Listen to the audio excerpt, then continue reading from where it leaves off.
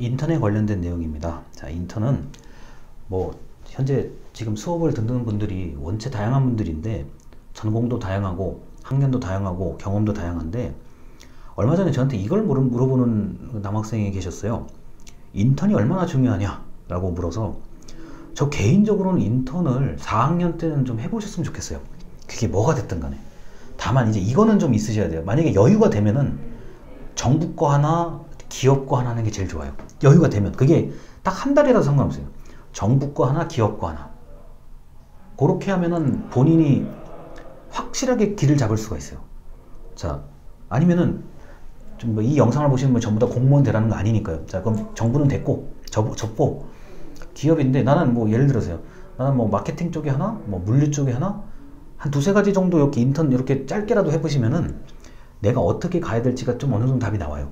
자, 인턴은 채용 전환 불가 유형이 있고요. 채용 전환 가능 유형의 인턴십이 있습니다. 자, 그래서 생각의 차이는 있을 수 있어요. 뭐 이거 채용 전환, 그러니까 어떤 정규직에 전환이 안 되는데 굳이 할 필요 아니에요. 그거 아니에요. 요새는 인턴으로 그 좀 좋은데 누구나 청년들이 가고 싶으면 인턴 같은 경우는 인턴이 오히려 더 어려워요. 그리고 정규직 사원하고 입사하는 그 과정이 굉장히 비슷해요. 심지어 절차도 같고요. 물어보는 질문도 같아요. 그래서 인턴은 할 수 있을 때 하시면 좋습니다. 자, 그리고 현재 이제 추세인데 대기업이 채용을 늘리지 못하면 정부가 대신 늘리는 흐름이에요. 자, 기업은 여러분이 경영자, 사장님, 회장님을 생각하시고 이걸 들으셔야 돼요. 제일 먼저 조심해야 돼. 제일 먼저 신중하게 생각해야 되는 인건비예요. 월급.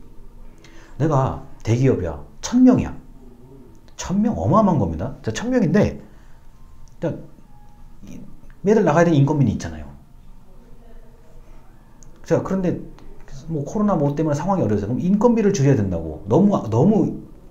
너무 안타까워요. 사실 회장님, 사장님들도 우리나라의 또 특히 저 조직 문화가 뭐 특별한 문제만 없으면 뭐 일 열심히 하고 나도 잘하고 이렇게 서로 그래도 입장을 이해해 주려고 하는 문화가 많아요. 아직까지는요.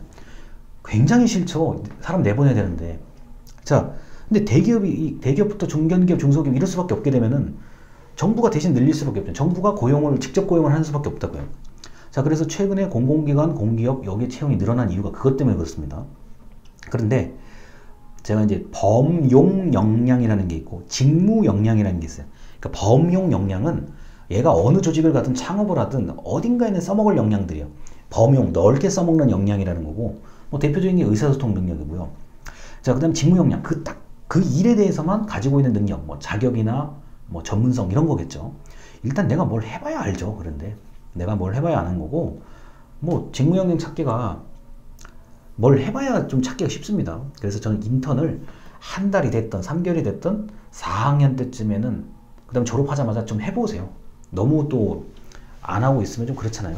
그리고 예시 분명히 공무원 시험, 이제 객관식 공무원 시험을 준비하실 분들이 계신데 이제 공부를 언제 시작할지는 본인의 진짜 선택인데 제 개인적으로 봤을 때는 뭐 공공기관 아르바이트 같은 거는 그냥 방학 때 아무 때나 한번 해보시는 게 좋고 졸업하기 전까지.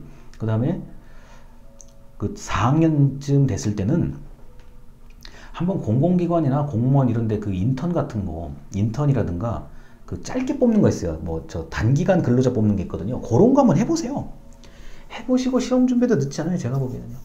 했는데 난 이거 내 예상보다는 안 맞아. 난 해보니까 내 적성이 맞아. 이건 차이 커요.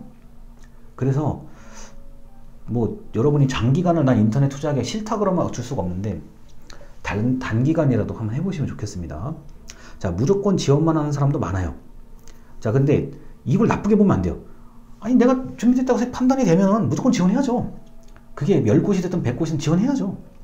자, 그런데 이게 문제가 자포자기하는 사람들이 너무 많아요. 어쩔 수 없어요. 제가 볼 때 이게 그 개인의 문제라고 하기에는 좀 그렇게만 얘기하기에는 이건 굉장히 오류가 있는 거고, 지금 제가 아마 120만 명 정도를 뭐 지금 생각하고 있는데 약간 더 늘려서 봐야 돼요. 제가 이거는 좀 제 나름대로의 그 관점에서 본 거고, 뭐 적게 잡는 분들도 있지만 좀 요거 120만 명은 좀 늘어날 겁니다. 그런데 뭐 자포자기 한다기보다는 어떤 방법이라도 돈을 버는 게 되게 중요해요. 자, 다시 말씀드립니다. 뭐 자포자기 할 수밖에 없는 어떤 여러 가지 이유들이 있는데 그 이유를 얘기하자는 게 아니라 어떤 방법이라도 돈을 버는 건 진짜 중요해요. 진짜 중요해요. 자, 처음부터 자소서를 잘 쓰면 정말 비정상이고요. 처음부터 면접을 잘 보면 그 이상한 거예요. 그러니까 일단은 이 영상을 보시는 분들이라면 이력서의 빈칸을 잘 채우자에 좀 초점을 맞췄으면 좋겠습니다. 자, 한국은 인턴 제도가 강해요.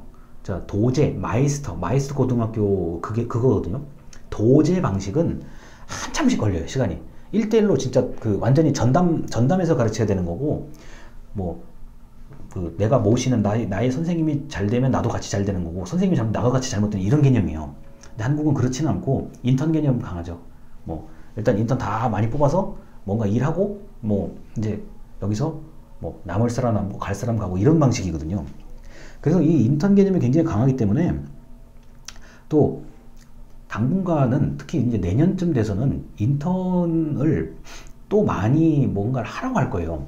그 기회를 절대 놓치시지 않으셨으면 좋겠습니다.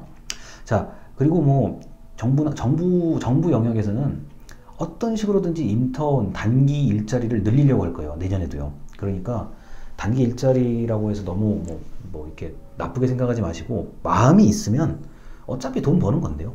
마음이 있으면 한 번쯤 해보시는 게 나쁘지 않습니다. 그리고 기업 같은 경우는 기업 각 기업마다의 사정이 다 달라서 그 내가 가고 싶은 그 계열의 기업들을 항시 모니터링을 하고 계셔야 돼요.